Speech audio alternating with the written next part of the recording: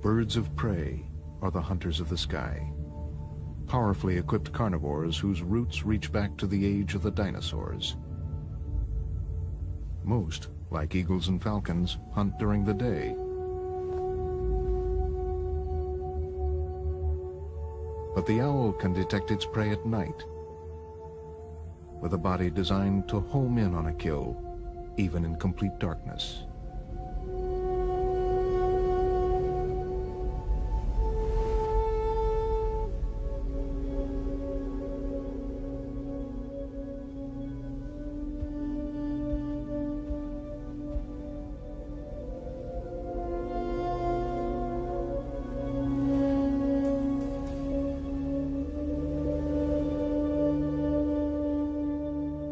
Vultures are hunters too, though they prey on the dead. These voracious scavengers work together to strip the carcasses of large animals.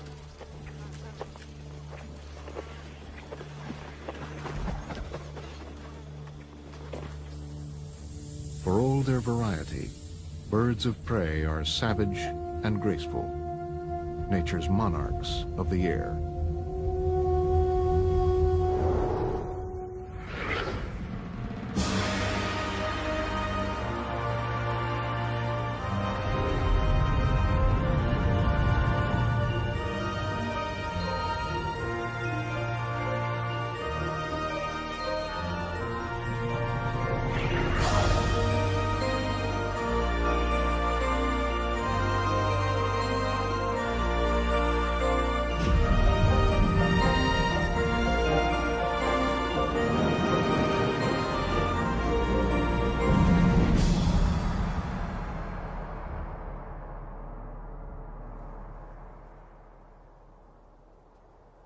Scotland in April, and a late snow covers the ground.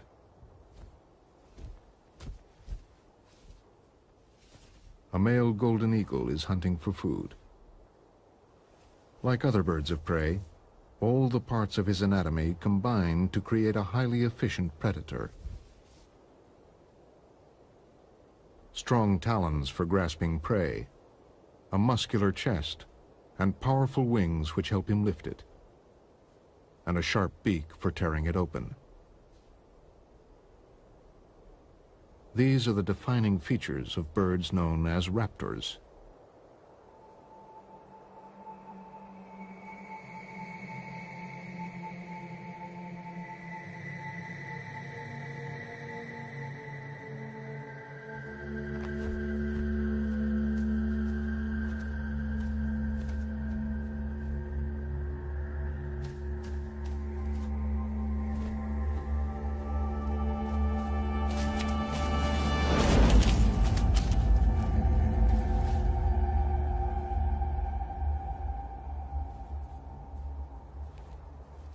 The golden eagle feeds mainly on rabbits, hares, and grouse, though it's strong enough to kill a deer calf.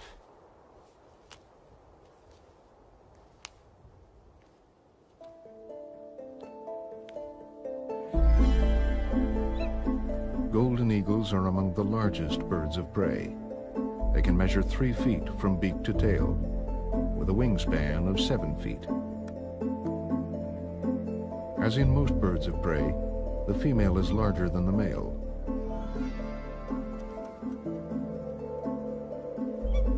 Along with hawks, falcons, kites, and buzzards, they are diurnal raptors, which means they hunt by day.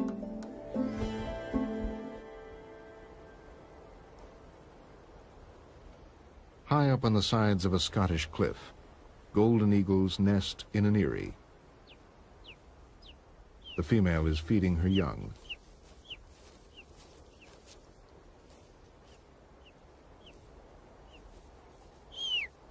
She tears the meat into small strips to make it easier for them to digest.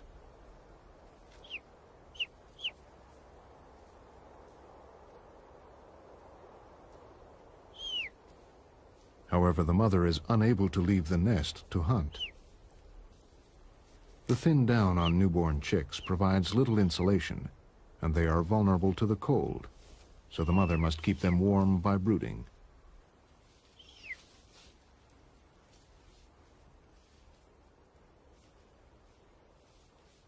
For the next 10 days, the whole family will rely on the hunting skills of the male.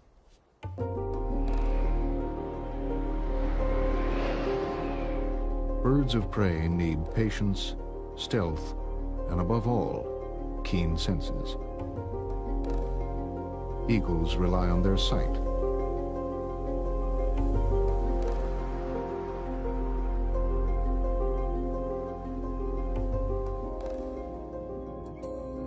Unlike many birds, raptors have eyes which point forward, giving them binocular vision.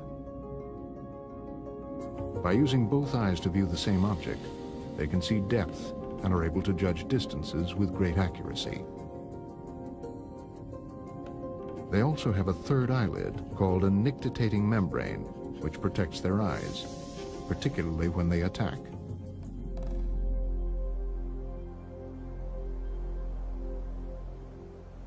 For centuries, people have known that birds of prey have good eyesight, hence the expression, eagle-eyed. But until 20 years ago, no one had tested their vision scientifically.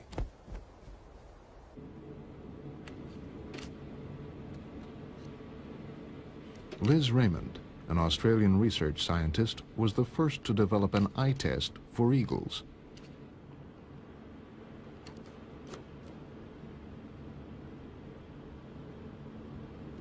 The biggest difficulty with testing any animal's vision is that you can't talk to them directly, so it all has to be done by indirect means.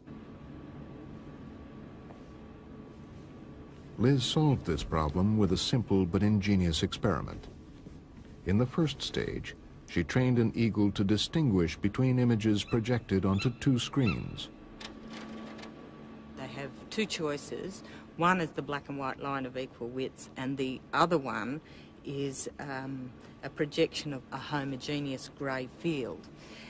And what you ask the eagle to do after a lot of training is to fly to the black and white lines, and if the bird does that, then he would receive a food reward. Liz then made the black and white lines progressively thinner.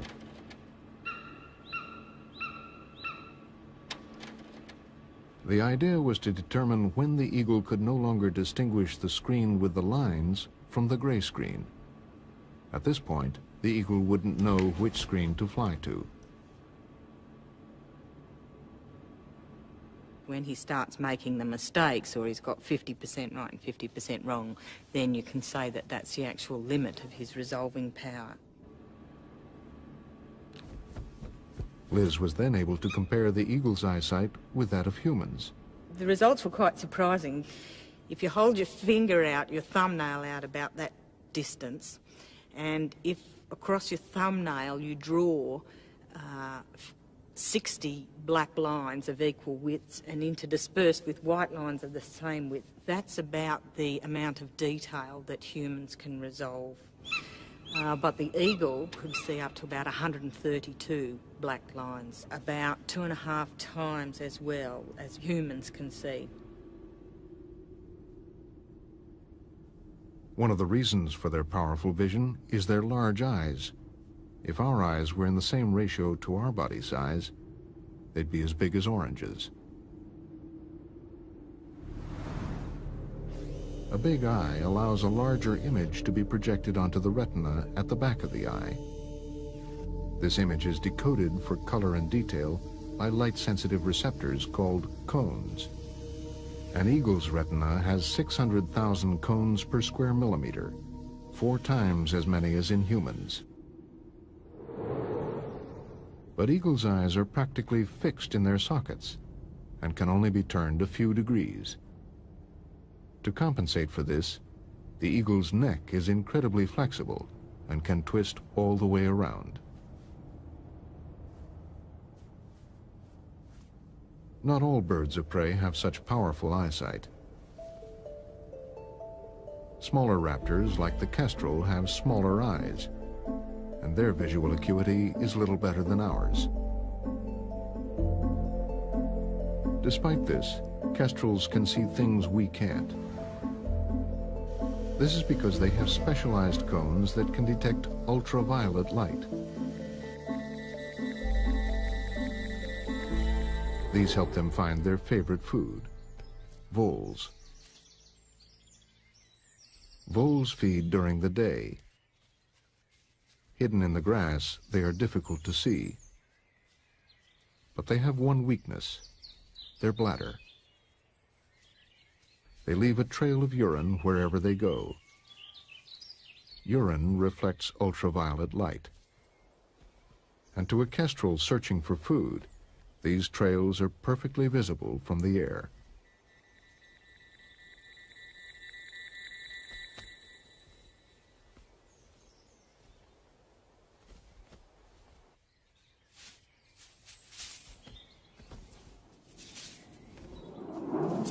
This time, the vole escapes.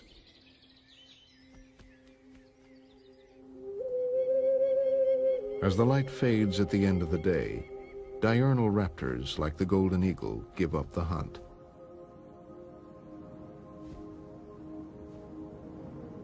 Their eyesight is adapted to work best in bright light. In low light, their vision is worse than ours, and they are unable to see their prey.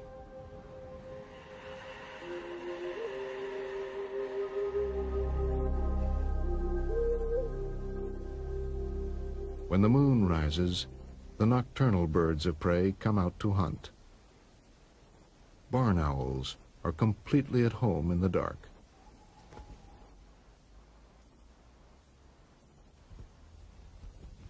They have all the features of the diurnal birds of prey, from their sharp talons to their strong beaks, but their eyes are different.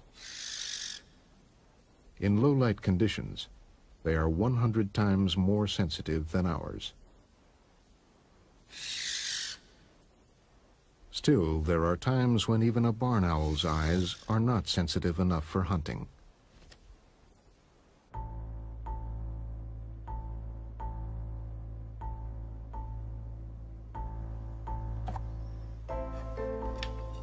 The film in these canisters was the first photographic evidence that owls could hunt without any light at all. In 1957, Roger Payne of Cornell University carried out an unusual experiment.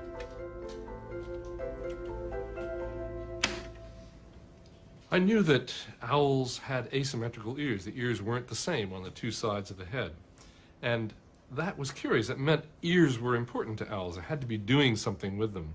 So I put an owl on a perch in a darkened room, and I then released a mouse into leaves on the floor of the room. And the mouse, as it moved around, made noise, banging into the leaves and crushing them. And suddenly, in the darkness, the owl struck, and I turned on the lights, and it was holding the mouse. I just couldn't believe it. And later on, I got hold of an infrared viewing device, which makes it possible to look in infrared, which the owl can't see and we can't see. And then I could watch what was going on, and it was just fascinating. Throughout the winter in a small shed on the campus, he used infrared light to watch barn owls hunt.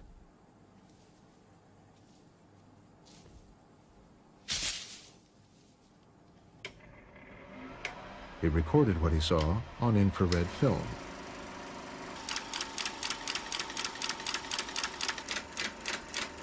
What we got to remember is that throughout this whole time, the owl can't see a thing. There's enough infrared to expose the film, but the owl can't see in infrared. But here he goes. He's flying along. He brings his feet into a pattern right there, which is exactly lined up with the mouse's body. He then closes his eyes because he knows he's about to hit something. He lands, and he's missed. The mouse is sitting right next to him, not 2 inches from his foot, but he can't see it. So he folds his wings. Ooh, and then he looks at the mouse because the mouse has just made a sound. And now he leans way forward. He's 6 inches from it. And at this moment, he does a curious thing. He brings his feet from the floor all the way up and puts them out like that because it's the only way he can line them up with what he's hearing. Here he goes. Wham, he nails it right there.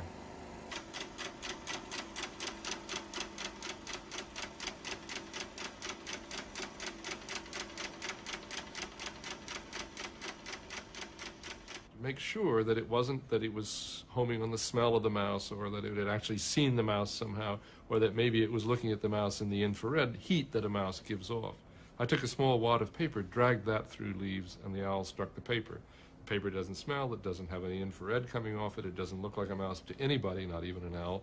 And the result is it had to be sound. Sound was what they were using. At first sight, the barn owl doesn't appear to have ears at all, unlike its cousin, the long-eared owl. Looks, however, can be deceiving. The tufts are only for display. Its real ears, like the barn owl's, are hidden under the feathers alongside its eyes. Everything about the way an owl looks, the reason an owl looks like an owl, is all to do with acoustic adaptations. In other words, adaptations for hearing. One of the most obvious ones is this circle of feathers around both sides of the head. Actually, this is one parabola to collect sound for this ear, and this is another parabola to collect sound for that ear, which is actually very much like cupping your hand behind your ear as a means of collecting more sound. And you can also see another peculiar thing. Owls sit with their bills pointed down like this, looking at the world. And the reason they do is to maximize the surface area over which they can collect sound. If this was a robin or some other bird, songbird, the bill would be held roughly horizontally like that. But no, they tilt it way down. And the reason they do that is because this dimension of the head is greater than that dimension of the head. That whole posture is part of why an owl looks like an owl.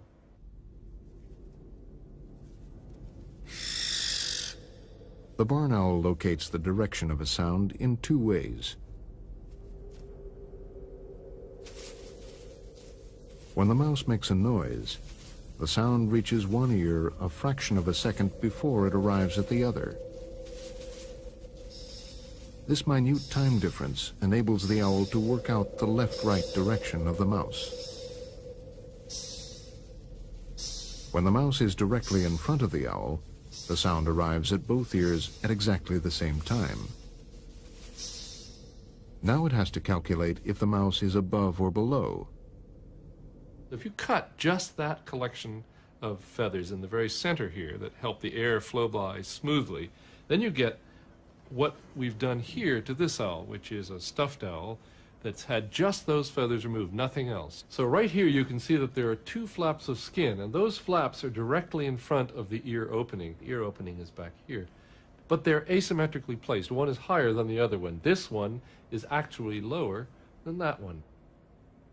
These asymmetric flaps gather the sound from the mouse in different ways. The noise of rustling leaves comes from below the owl.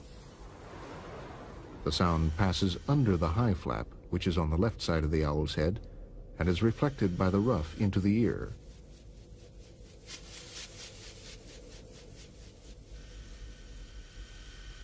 The low flap on the right side deflects the sound coming from below.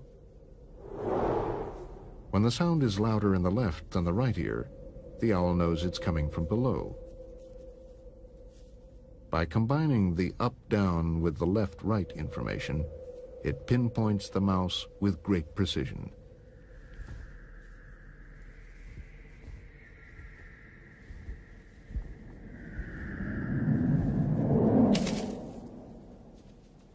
The mouse, however, has ears of its own. If it hears the owl coming, it can simply run away. There's a fight between owls and mice. Mice have ways to avoid owls. Owls have ways to improve their chances of catching a mouse, and this is one of them. The very leading edge of the feather that is in the front on the wing has a little series of tiny little spikes that stick out on it. No other bird of prey has these spikes. The leading edge of an eagle's wing is smooth. As the eagle flies, its wings cut through the air, creating turbulence. This turbulence creates large sound waves, making it noisy in flight. When an owl flies, the tiny spikes on its wings break down the air into smaller spirals called microturbulence. This makes the flight of the owl quieter.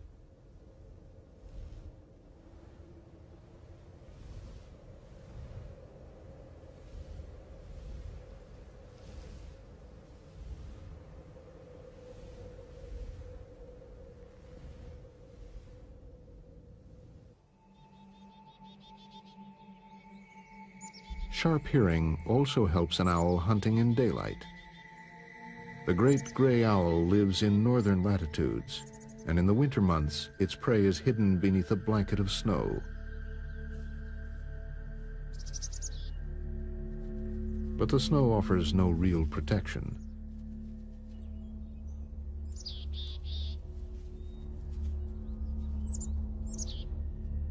Even through this covering, the owl can detect the sound of a mouse eating.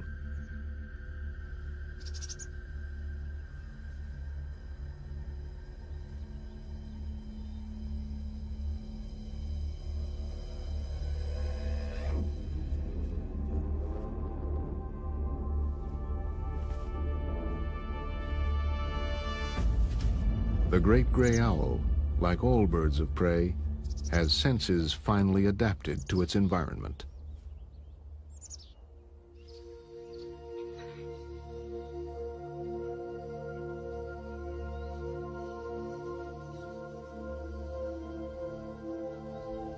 Turkey vultures ranging over the rainforests of South America can't see their food either.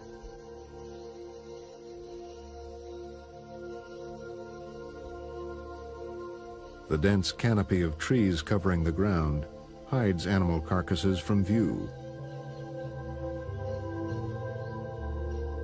So how these scavengers were able to locate food remained a mystery until the late 1930s.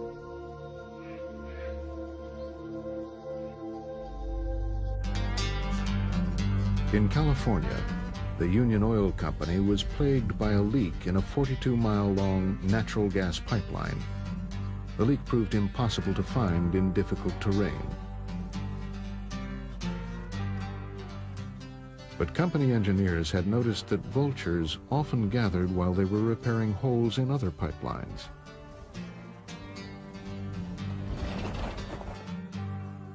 So on a hunch, the engineers from the gas company traveled along the pipeline. Eventually, they saw turkey vultures circling in the distance. When they reached the spot, they started digging. To help find pipeline leaks, a gas with a distinctive smell of rotting meat is always added to natural gas. It was this that attracted the vultures. At the bottom of the hole, the engineers found the broken pipe. They had also discovered that turkey vultures could hunt just by smell.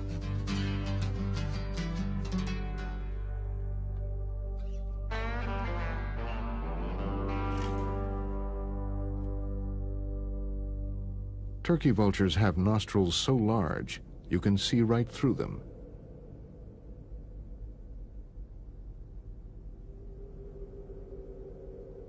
Smells are processed by a very large olfactory bulb at the front of the brain. The bulb is so sensitive, it enables the bird to detect the direction a smell is coming from. The turkey vulture follows the concentration of odors in the air to the source of the smell.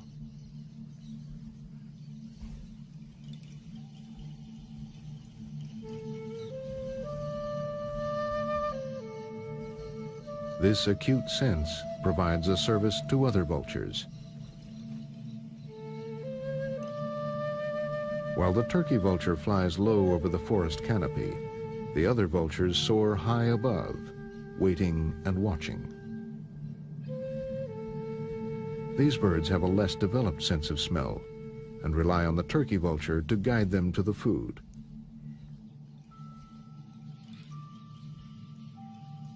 When it descends, they follow.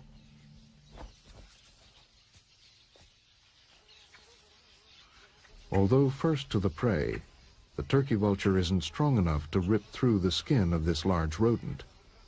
It is soon joined by black vultures, which are also unable to pierce the hide.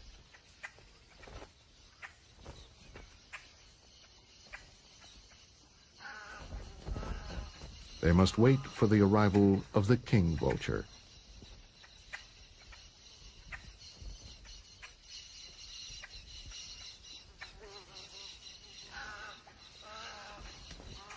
Like the black vultures, the king vulture has a weaker sense of smell but it does have a strong, sharp beak.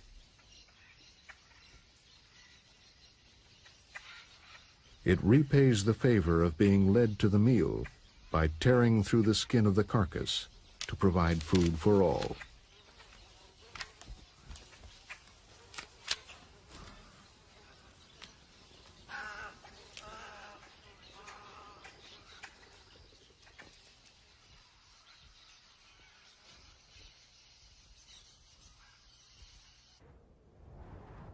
Back in Scotland, it is May. The newborn golden eagle chicks are now 7 weeks old.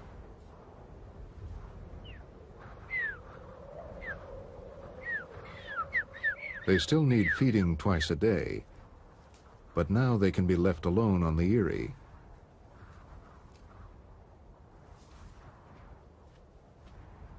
They've now acquired a thick layer of downy feathers and no longer depend on their mother for warmth.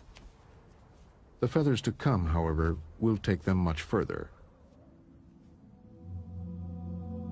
A typical bird of prey has over 7,000 feathers, each with its own role.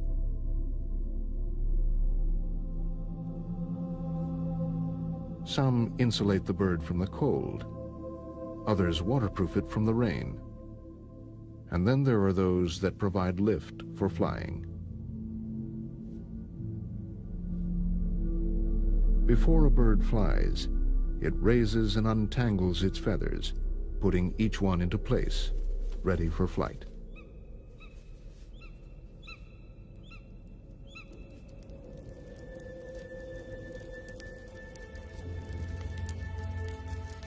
Flight is a bird's ultimate evolutionary achievement. The evolution of birds is still the subject of fierce scientific debate. The earliest ancestors of birds probably emerged 200 million years ago as reptiles. Some that climbed trees grew elongated scales to form primitive wings.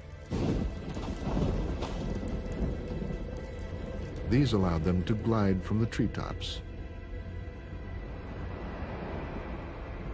50 million years later, Archaeopteryx appeared.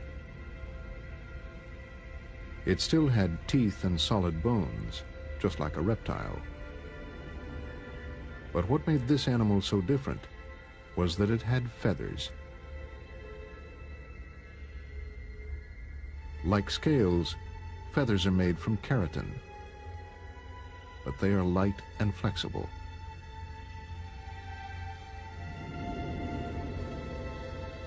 Archaeopteryx did more than glide. It could fly. Flight improved over the next 75 million years, as every possible ounce was trimmed from what were now the birds. To save weight, they even lost their teeth. Bones became hollow, strengthened with a honeycomb of trusses. About 50 million years ago, as the number of rodents and small mammals began to increase, birds appeared that could hunt this rich food supply.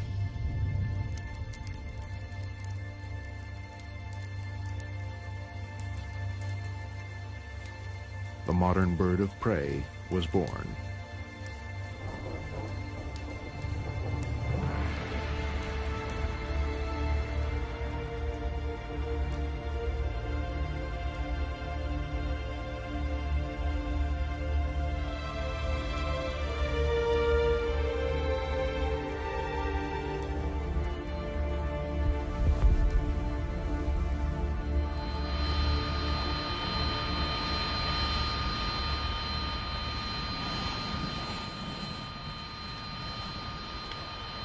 Eagle 01, Lake Tower, wind 1605, cleared for takeoff, change to departure.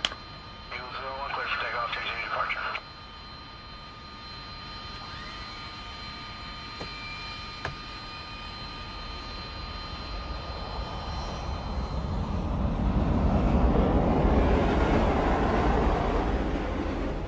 Air bases throughout the world have a problem.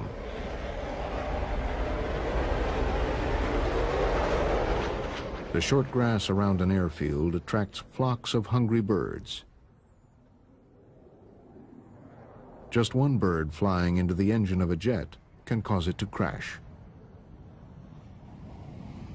The most dangerous time is when planes are coming in to land. Wardog 3-1, clear land runway 24, wheels down. And Wardog 3-1, expect possible go-around short final. We have a small flock of birds crossing the runway left to right. Approach in. Bird control 1, Lake and East ground. Lake and East ground, go ahead, please. The U.S. 48th Fighter Wing, based in England, keeps peregrines and other falcons on standby. Bird control 1, we need you to proceed out to runway 24 at the approach end. We have a small flock of birds sitting on the runway approach end.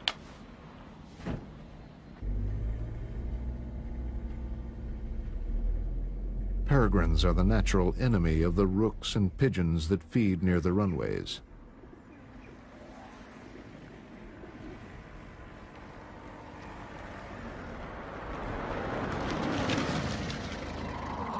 A tape recording of a distressed bird is often not enough to scare the flock.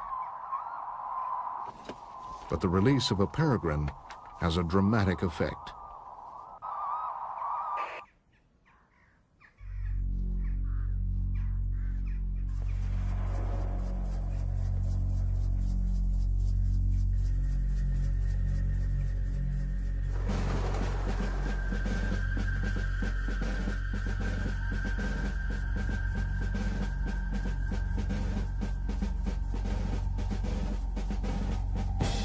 First, it climbs to gain altitude. Then it launches its attack with a steep dive called a stoop.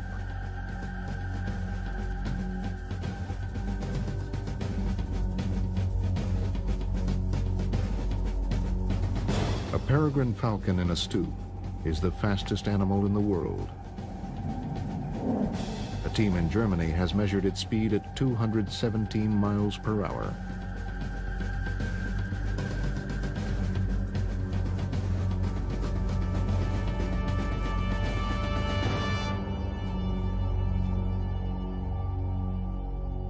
The point is only to scare the birds, but this time it catches a passing pheasant.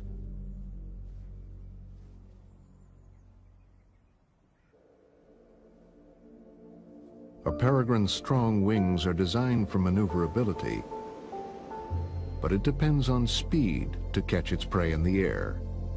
The wings power the bird forward at over 4 beats a second.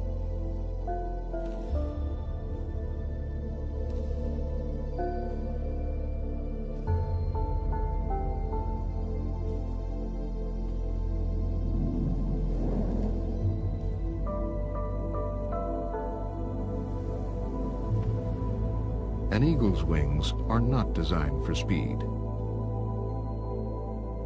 Their shape and 7-foot span enable them to soar over vast areas in search of prey on the ground.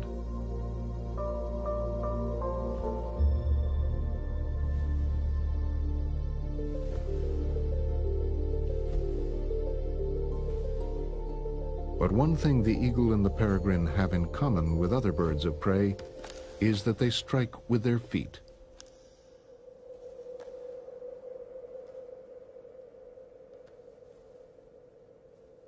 Each foot is armed with 4 talons, which pierce skin like daggers. On the eagle, they can be over 2 inches long.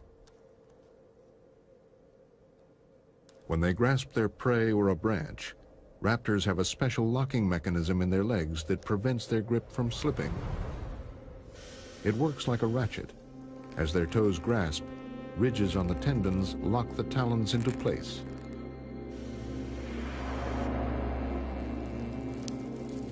When it wants to let go, the bird pulls the outer sheath away from the tendon, and the grip is released.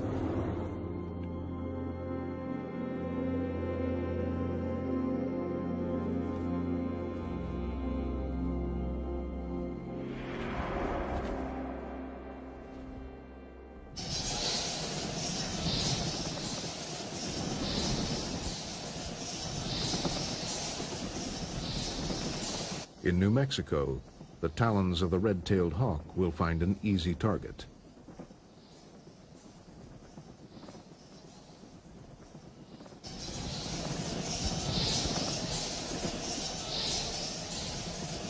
As the sun goes down, Mexican free-tailed bats stream out of their cave to start a night of feeding.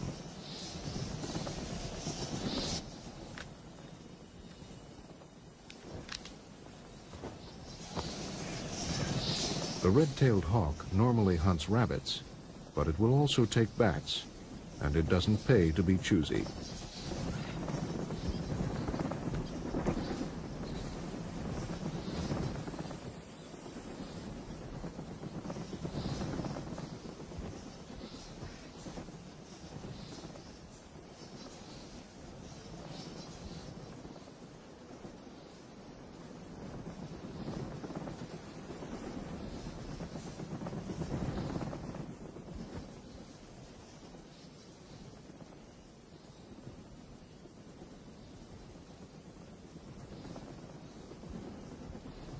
Raptors eating their prey have the skills of an experienced butcher. A hungry eagle can strip the bones of a rabbit in 15 minutes. Birds of prey are fast eaters. On the ground, the peregrine is vulnerable to predators, so it needs to eat quickly. It swiftly plucks the feathers of this pheasant to get at the flesh below.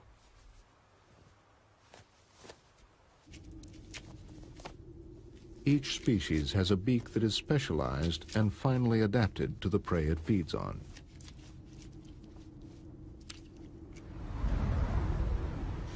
An eagle's beak has a sharp hook at the end, able to cut into meat like a knife point. And the sides of the beak have razor-sharp edges to tear flesh away from the carcass.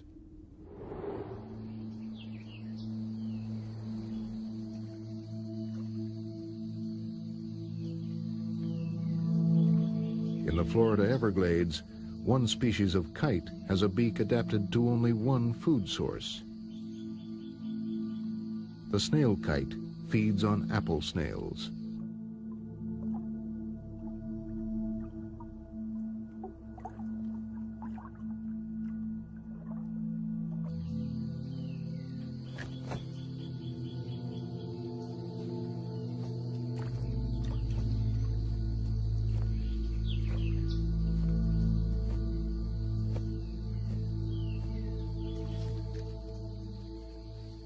Its thin, curved beak is so well designed to prise a small snail out of its shell that the snail kite doesn't eat anything else.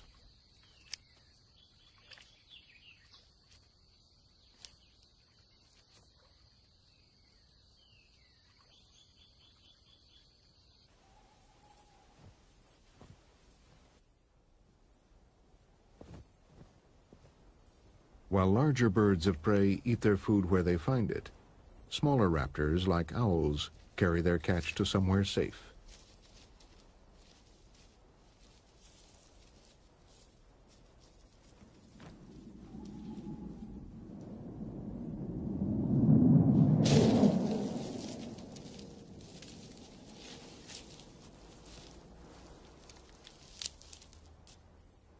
A raptor's digestive system, with its specialized gastric juices, is designed to deal with its exclusive diet of meat.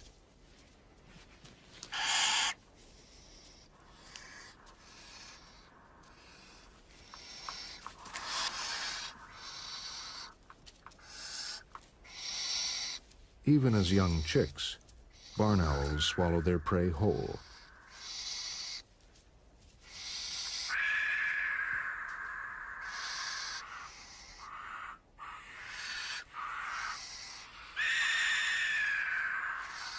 Then the owls use an internal organ to separate the meat from the bones and fur.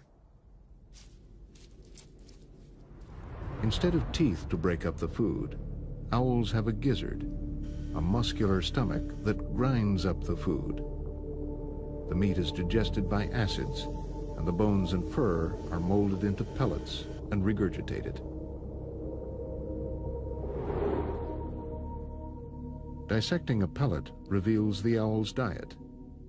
In a typical week, it will eat 12 voles, 14 mice, and 8 shrews.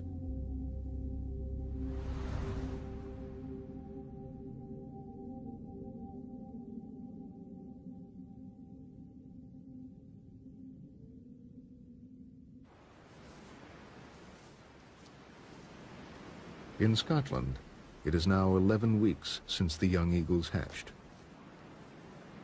This down feather is all that's left of the bird's juvenile coat. Their black and white flight feathers have grown, and the birds are just mature enough to fly. The parents are starting to leave the young birds to fend for themselves. If they don't fly soon, they'll starve.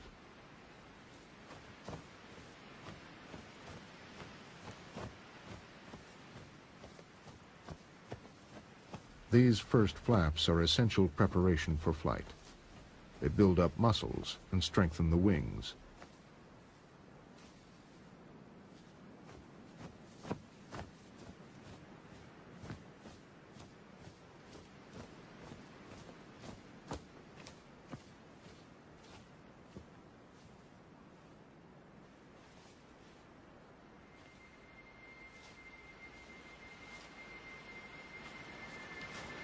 The eldest chick finally gets up the courage to take to the air.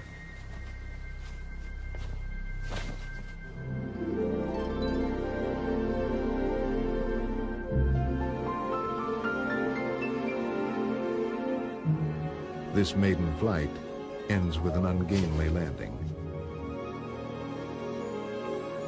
For any bird of prey, the first year is the toughest in its life.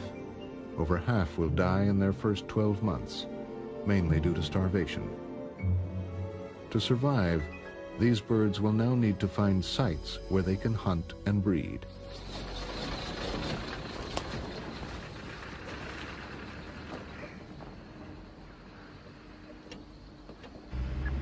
Zoologist Mike McGrady has spent 5 years studying eagles in the Western Highlands of Scotland. He's used tracking techniques to build the most detailed picture yet of the movements a young eagle makes once it has left the nest.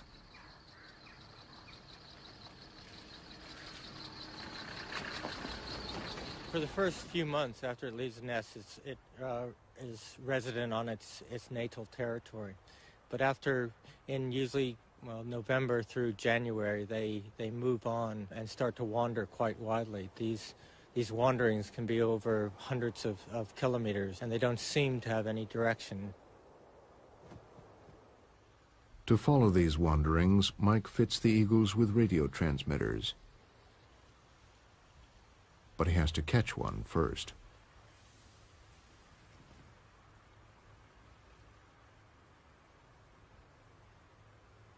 "80 yards from the hide, Mike has baited the trap with a dead rabbit.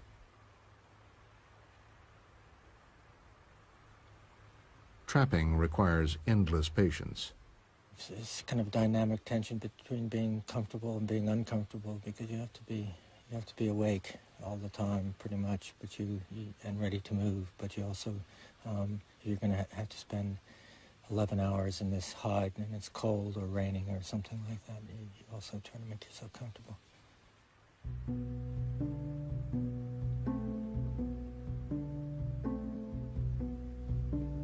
This is the 6th day of watching and waiting.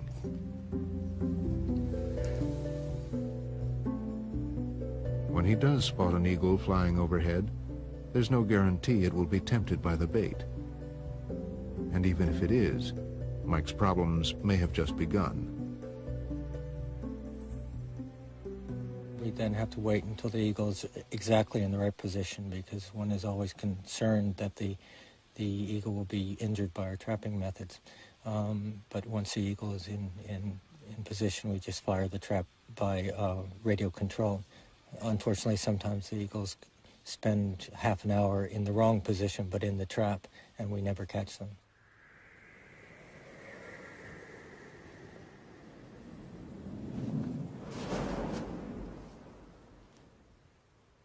Although the bird is in position, it isn't safe to spring the trap while its wings are open.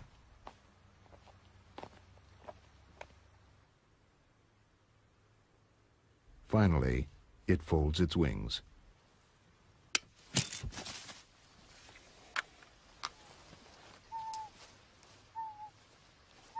Okay, the ring number is ZZ0832. 0832. Yeah, let me just get a bill length on it. The first job is to tag the bird and measure it. The beak and talon lengths will tell Mike whether this is a male or a female.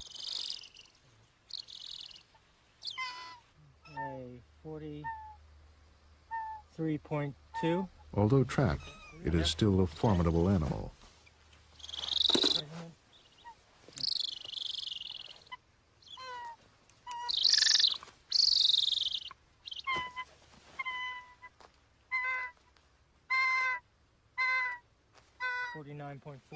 This bird has a short beak and talons, and so Mike knows it's a male.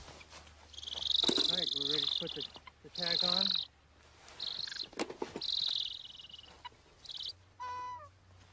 He fits the lightweight radio transmitter that will eventually detach itself from the bird.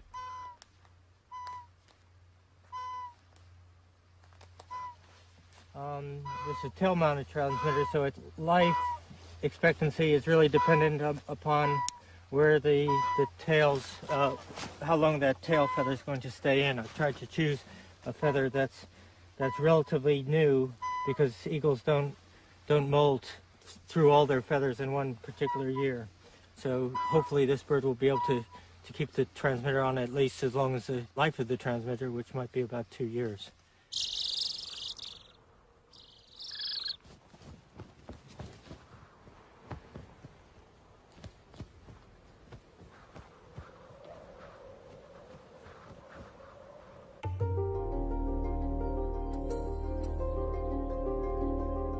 There are about 450 breeding pairs of eagles in Scotland.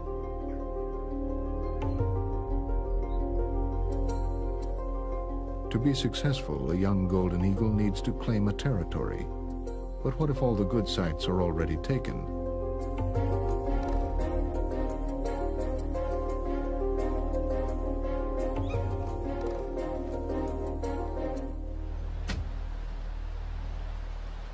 Today, Mike's picked up the signal of a young male eagle and followed it to its source.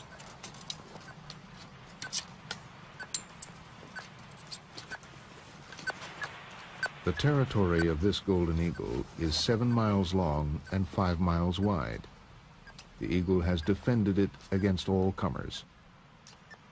Just like any other territorial animal, they maintain this territory at great sort of energetic expense.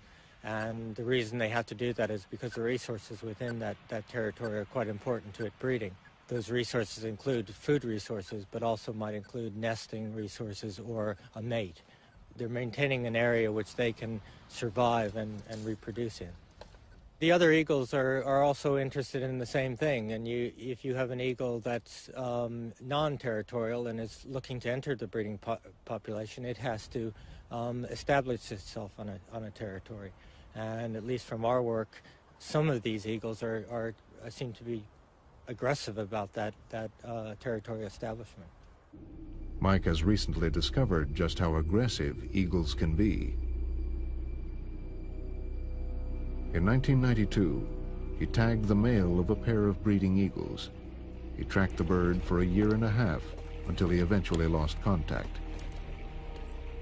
Some months later, we picked up a very strong signal on this bird and followed the signal in to find the bird dead and quite decomposed.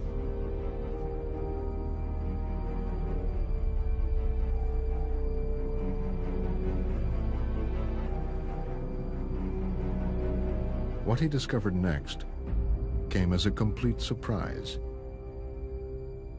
Once we cleaned up the skull and the whole skeleton, we sort of realized what had caused this bird to die.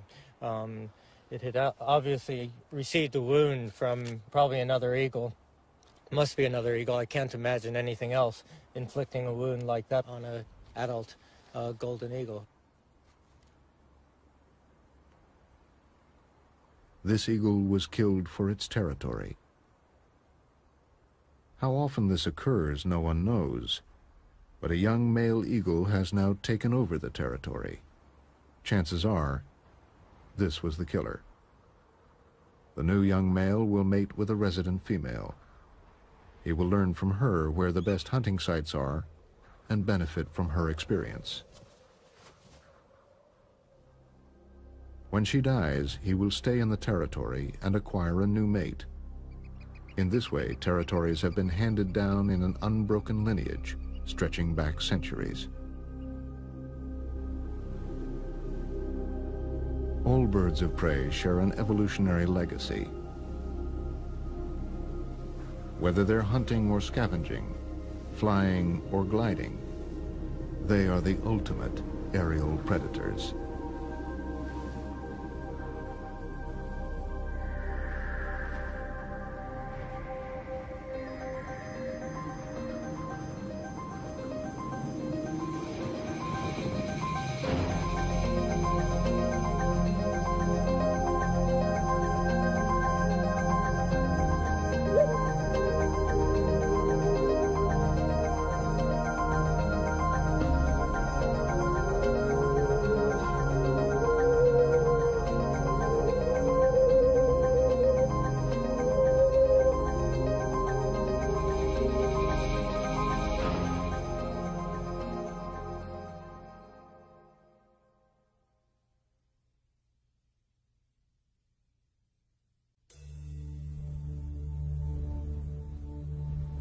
Birds of prey are the hunters of the sky, powerfully equipped carnivores whose roots reach back to the age of the dinosaurs. Most, like eagles and falcons, hunt during the day. But the owl can detect its prey at night, with a body designed to home in on a kill, even in complete darkness.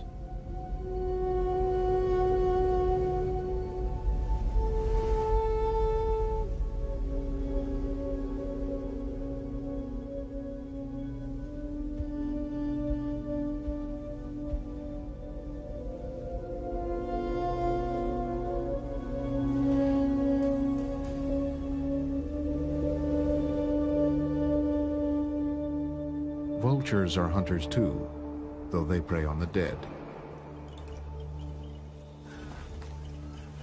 These voracious scavengers work together to strip the carcasses of large animals.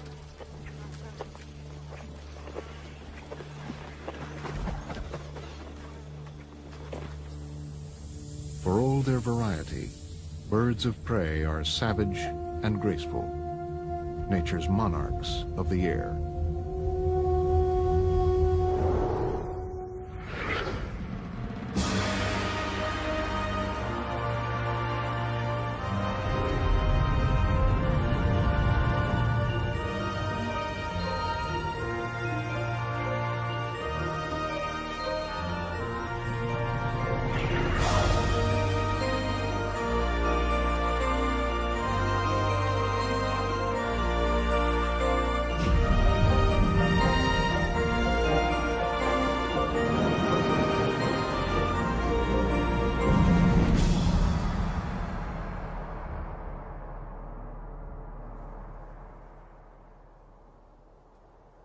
Scotland in April, and a late snow covers the ground.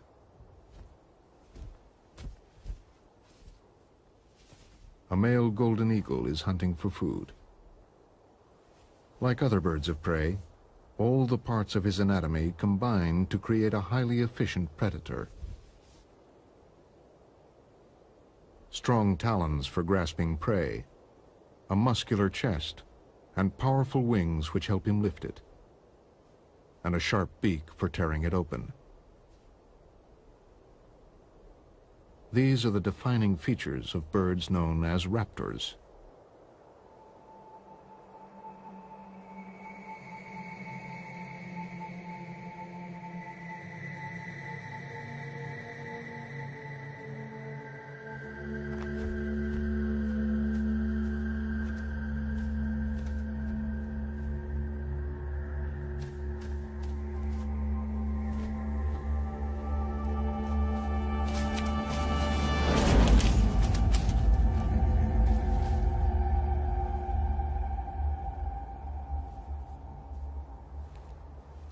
The golden eagle feeds mainly on rabbits, hares, and grouse, though it's strong enough to kill a deer calf.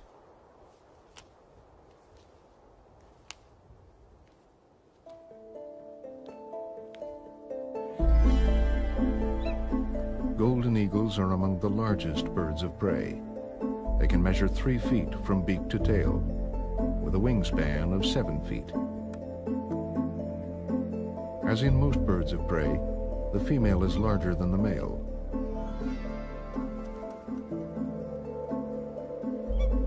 Along with hawks, falcons, kites, and buzzards, they are diurnal raptors, which means they hunt by day.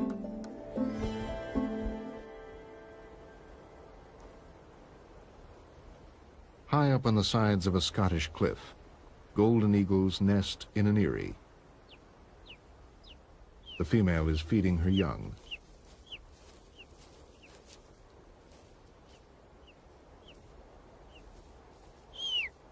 She tears the meat into small strips to make it easier for them to digest.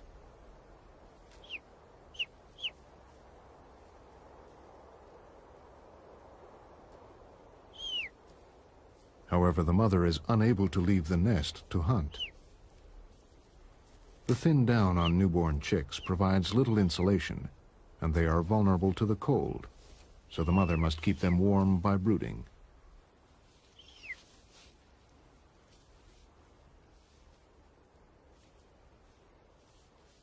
For the next 10 days, the whole family will rely on the hunting skills of the male.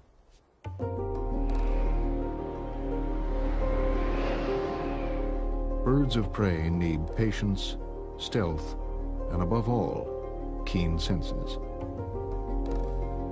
Eagles rely on their sight.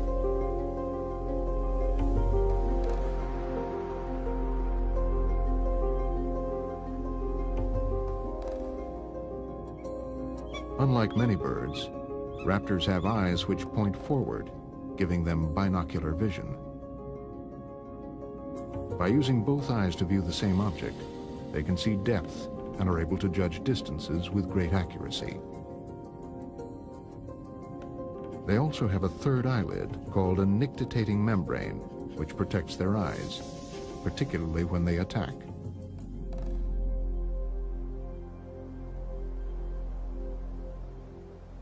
For centuries, people have known that birds of prey have good eyesight, hence the expression eagle-eyed. But until 20 years ago, no one had tested their vision scientifically.